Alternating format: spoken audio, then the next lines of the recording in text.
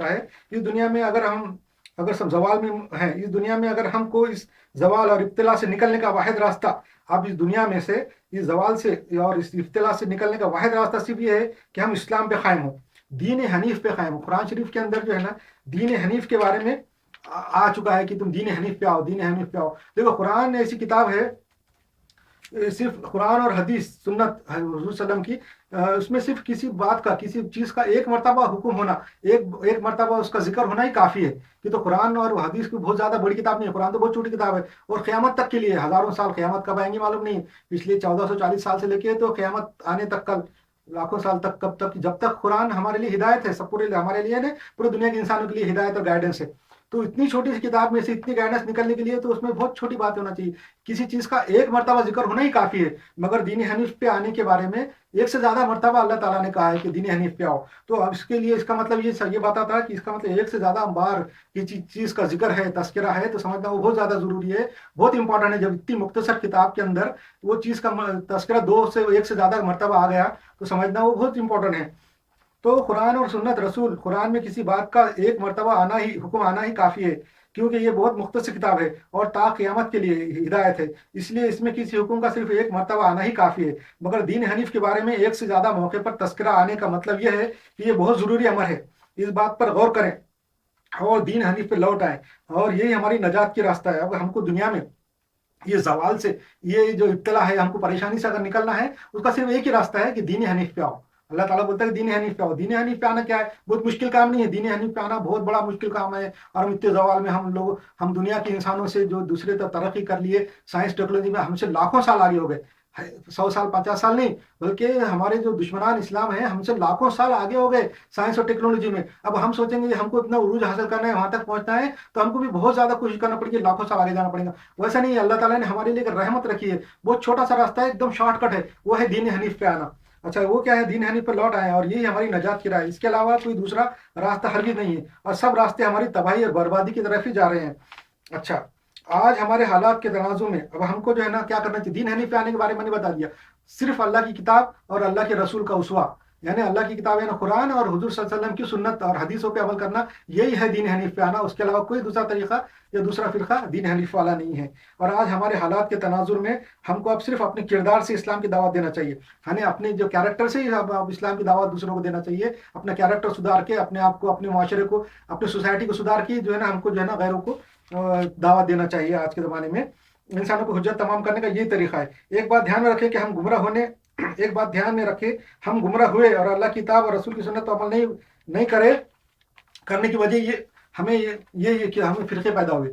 ہم نے ایک بات اور دھیان میں رکھو کہ ہمارے جو گمراہ ہونے کا وجہ کیا ہے؟ ہمیں فرقے پیدا ہوئے، ہم نے اللہ رسول کی بات کو نہیں مانا۔ اللہ رسول کی بات کو مانتے تو فرقے نہیں بنتے، ہم نے فرقے بنائے اور لالچ اختیار کیا، دنیا کی لالچ آ گئی، دنیا کی اور حکومت کی لالچ ہم پہ آ گئی، دولت کی لالچ آ گئی، فرقے بنا دیے، خلافت راشدہ خاتمہ کر دیا، اور اللہ رسول کی بات نہیں مانی۔ قرآن شریف میں اللہ تعالیٰ نے کہا ہے کہ اگر تم کوئی بات میں، اگر تم کو وہ ڈاؤٹ ہے یا کچھ تمہیں اختلاف ہے، تو اللہ رسول کی طرف رد کرو، وہ بات کو اللہ رسول کی طرف لاؤ، تو لائیں گے تو تم گمراہ نہیں ہوں گے۔ مگر جب ہم میں اختلاف آئے تو اللہ رسول کی طرف نہیں گئے، بلکہ تعویل شروع کر دی، یہ آیت کی تعویل ایسی ہے، یہ حدیث کی تعویل ایسی ہے۔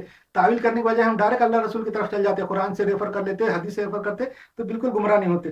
یہی سے ہمارے فرقے وجود میں آیا، اور فرقوں کے وجود میں آنے کی وجہ سے ہم مزید گمراہ ہوتے چلے گئے، اور آج فرقوں میں بڑھ گئے اور صحیح راستے سے کروڑوں کلومیٹر دور چلے گئے ہم لوگ۔ اب اگر ہم صحیح راستے پر آنا چاہتے ہیں تو ہمارے لیے صرف ایک فلائی اوور ہے۔ اب ہم اگر صحیح راستے پہ آنا چاہتے ہیں تو ایک شارٹ کٹ جو بولتے ہیں اس کو فلائی اوور ہے، یا اور کوانٹم ٹنل ہے، جیسا آج کل کاسمولوجی کے اندر جو ہے کوانٹم ٹنیلنگ کا ذکر ہے کہ ایک کائنات سے دوسری کائنات میں جانے کے لیے، وہ بھی کم سے کم ٹائم میں، زیرو ٹائم میں جانے کے لیے ٹنل، کوانٹم ٹنیلنگ بن جاتی ہے۔ ویسا کوانٹم ٹنل کیا ہے؟ ہم تو کروڑوں سال دور ہو گئے ہمارے دشمنان سے، ٹیکنالوجی میں، سائنس میں، اور زوال کے اندر ہم تو بہت نیچے چلے گئے تھے۔ ہم کو وہاں پہنچنے کے لیے اب کوانٹم ٹنل کی ضرورت ہے، اور وہ کوانٹم ٹنل اور فلائی اوور کیا ہے؟ وہ جو راستہ ہے فلائی اوور جانے کا، وہ کروڑوں راستوں کے اوپر سے عبور کر کے جاتا ہے۔ وہ ہمارا جو ہم کو وہاں پہنچنا ہے، کروڑوں راستے ہیں، اب اس کے اوپر سے عبور کر کے جانے کے لیے فلائی اوور جو ہے سیدھا راستہ گمراہی سے الگ تک رہنمائی میں جائے گا۔ وہ صرف جو ہے قرآن اور حدیث پہ عمل کرنا ہے، قرآن اور رسول کی سنت پہ عمل کریں، اور تمام فرقوں، تمام علماء کتابوں کو ترک کر دینا چاہیے۔ کیونکہ اللہ کی کتاب ہم کو ہرگز گمراہ نہیں کر سکتی، اللہ کی کتاب ہم کو ہرگز گمراہ نہیں کر سکتی، اور اللہ کے رسول کی سنت بھی ہم کو کبھی گمراہ نہیں کر سکتی۔ اگر ہم کو جو ہے نا شک ہے کہ اگر کسی کو شک ہے کہ صرف قرآن اور رسول کی سنت ہمارے لیے ناکافی ہے، اگر کوئی آدمی یہ سمجھتا ہے، کوئی مسلمان یہ سمجھتا یہ قرآن اور حضور صلی اللہ علیہ وسلم کی احادیث ہم کو جو ہے نا ناکافی ہے، ہمارے لیے ہدایت اور ہمارے لیے رہنمائی کے لیے کافی نہیں ہے، تو وہ شخص شیطان کے وسوسے میں ہے۔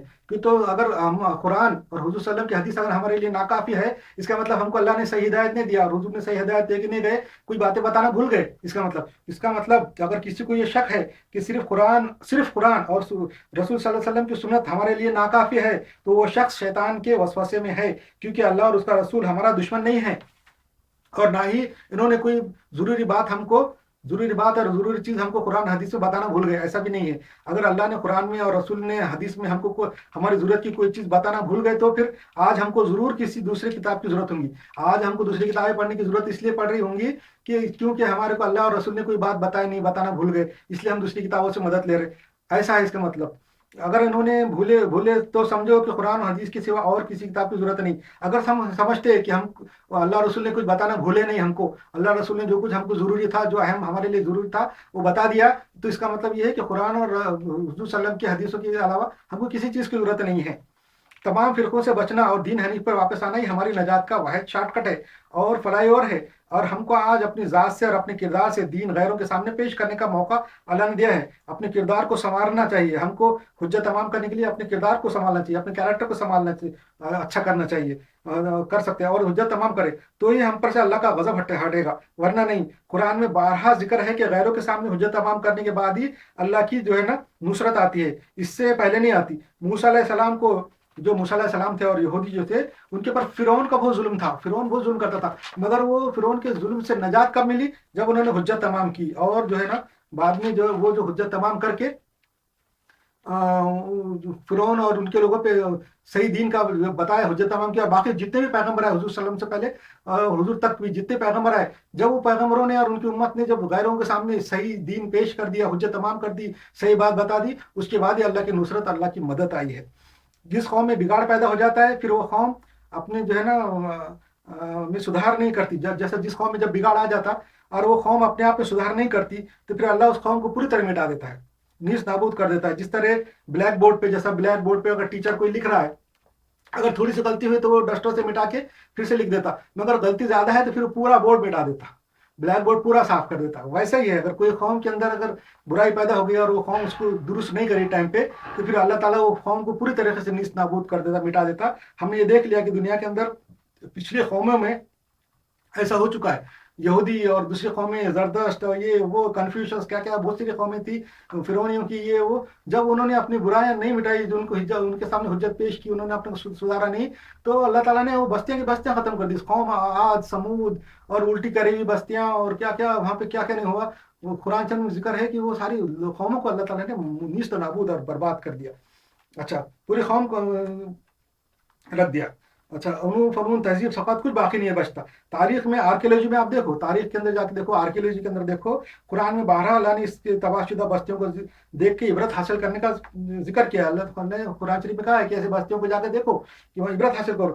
آج ہم مسلمانوں میں اصلاح کی اور سدھار کی سخت ضرورت ہے۔ ہمارے علماء کے ساتھ ساتھ دوسرے اہم اہل فہم حضرات کو بھی آگے آنا چاہیے، ہمارے علماء کے ساتھ ساتھ دوسرے اہل فہم حضرات کو بھی آگے آنا چاہیے، اصلاح معاشرہ کرنا چاہیے، ورنہ ہم بھی اس دنیا کے نظام سے ڈیلیٹ ہو جائیں گے۔ جس طرح یہودیوں سے سب کچھ چھین لیا گیا، اور جس طرح مجوسیوں سے اور دوسرے مذہب کے لوگوں سے سب کچھ چھین لیا گیا، ان کے پاس جو ہے نا ان کی کتابیں تک نہیں رہی، اصلی کتابیں تک باقی نہیں رہی، خالی دماغوں سے اور میموری سے تھوڑا بہت انہوں نے کتابیں لکھ لیے اور ان کے پاس یادداشت سے لکھ لیے، کچھ نہیں رہا۔ ویسا ہمارے ساتھ بھی ہو جائے گا۔ اور زردشت اور کنفیوشس سب کی تعلیمات جو ہے نا، حضرت عیسیٰ علیہ السلام کی اصلی انجیل کس کے پاس ہے وہ بھی بھول گئے، وہ بھی ختم ہو گیا۔ اب صرف جو پاول نے جو بتایا ویسی باتیں چل رہی ہے، ان کے پاس بھی کوئی چیز صحیح نہیں رہی باقی۔ اب اصلی کتاب بچی ہے تو وہ صرف قرآن ہے، اگر اصلی کتاب اگر بچی ہے تو وہ صرف قرآن اور حدیث ہے۔ پھر اگر ہم اصلی نااہلی کا مظاہرہ کریں گے تو ہم سے یہ بھی چھین لی جائیں گی۔ حالات تو اسی طرح اشارہ کر رہے ہیں، حدیث تو یہ بتا رہے ہیں کہ ہمارے ساتھ بھی وہی ہوگا جو ہمارے سے پہلے قوموں کے ساتھ ہوا۔ حدیث یہ بتا رہی ہیں کہ ہمارے ساتھ بھی وہی ہوگا، जो हमारे पहले साथ हो, और क़यामत से पहले कुरान उठा लिया जाएगा। हदीस में है जो कुरान क़यामत से पहले कुरान उठा लिया जाएगा। देखो ये ऐसी सी हदीस है। इन डरावने हालात से बचना है तो पलटो दीन हनीफ की तरफ। कुरान में जिसका एक से ज्यादा बार जिक्र आया है वो बात जरूर ज्यादा अहमियत वाली होंगी। हम मुसलमानों को आपस में इत्तेहाद से रहना चाहिए, हुकूक इबाद की पामाली नहीं करना चाहिए। हुकूक इबाद की पामाली वो जुर्म है जो सबसे ज्यादा किया जाता है, जो बहुत आम है। हुकूक इबाद की पामाली भी नहीं करना चाहिए। हुकूक इबाद की पामाली का मतलब है ह्यूमन राइट्स का वायलेशन। हम लोग ह्यूमन राइट्स का वायलेशन करते हैं, चलते फिरते आते जाते पड़ोसी ये वो हमारे लेन देन ताल्लुकात में ह्यूमन राइट्स का वायलेशन होता है। ये ऐसा जुर्म है जिसको अल्लाह माफ नहीं करता। अल्लाह जो हर चीज कर सकता है, मगर हुकूकुल इबाद की पामाली का जुर्म को अल्लाह ताला माफ नहीं करता, और शिर्क को भी माफ नहीं करता। अल्लाह के साथ किसी दूसरी जात के में कुछ ताकत होने का, कुछ करने वाली होने का तस्वुर सोचना भी, दिमाग में जरा सा ख्याल लाना भी, इसको शिर्क बोलते हैं। अल्लाह दो चीजों को नहीं माफ कर सकता, एक तो शिर्क को कभी नहीं माफ करेगा, और दूसरा हुकूकुल इबाद की पामाली को भी अल्लाह माफ नहीं करता। इसलिए हमको बचना है। इस्लाम ने दूसरे लोगों से बहुत ज्यादा इस्लाम से दुनिया के दूसरे लोगों ने बहुत ज्यादा सीखा है। यहूदियों ने भी जो है ना वो इस्लाम से बहुत सीख के अपने दीन में बहुत तब्दीलियां की और बहुत इसलाह की है। रब्बी जो है मूसा बिन मैमून, जिसको रामबाम बोलते हैं, उन्होंने जो है ना इस्लाम से बहुत सीखा, और यहूदी मजहब को बिल्कुल इस्लाम के करीब ला लिया, इस्लाम के जैसा बना दिया, एकदम साफ पाक कर दिया। नहीं तो यहूदी मजहब में बहुत ज्यादा सख्तियां बुराइयां थी। उसमें जब स्पेन में मुसलमानों की हुकूमत थी 800 साल तक, तो वहाँ पे वो ऐसे लोग पैदा हुए यहूदियों के, यहूदी बहुत रहते थे वहाँ पे स्पेन में। फिर वो आया रब्बी मैमून बिन मूसा बिन मैमून, जिसको रामबाम बोलते लोग, उसने जो है ना इस्लाम से खूब सीखा और यहूदी मजहब में इस्लाह की। वैसे दुनिया के दूसरे तमाम मजहब ने इस्लाम से सीख के अपने अपने मजहब में इस्लाह की। दूसरे जितने भी मजहब है, गंदे मजहब अच्छे मजहब कैसे भी हो, सब ने जो है इस्लाम से सीख के अपने मजहब में इस्लाह की और बहुत अच्छा अपने मजहबों को बना लिया। सब इस्लाम से सीख के किया। इस्लाम से पहले वो, और आज से 400-500 साल पहले तक भी उन मजहबों में कोई अच्छाई नहीं थी। जब जब इस्लाम के बारे में पता चला, आज के जदीद दौर आया, किताबें आई 200-300 साल से पिछले, तो बहुत से मजहब ने इस्लाम से सीख सीख के अपने मजहब में बहुत इस्लाह की है। अच्छा, आज यूरोप में ईसाइयत के खात्मे के बाद और 9/11 के बाद, हाँ, आज यूरोप में यहूदी मजहब बहुत तेजी से फैल रहा है। अब जो है ना यूरोप में खात्मा हो गया ईसाइयत का, और 9/11 करके इस्लाम को भी वहां रोक दिया। उसके बाद यहूदी मजहब बहुत तेजी से फैल रहा थी, तो वहां पे अब फला पैदा हो गया। ईसाइयत थी यूरोप में, और वहां पे ईसाइयत खत्म हो गई, तब वहां के लोग जो है यहूदी मजहब इख्तियार कर रहे हैं। और मेरा ये अंदाजा है जाती कि 2099 तक पूरा यूरोप जो है, अमेरिका यूरोप सब मिला के यहूदी हो जाएंगे।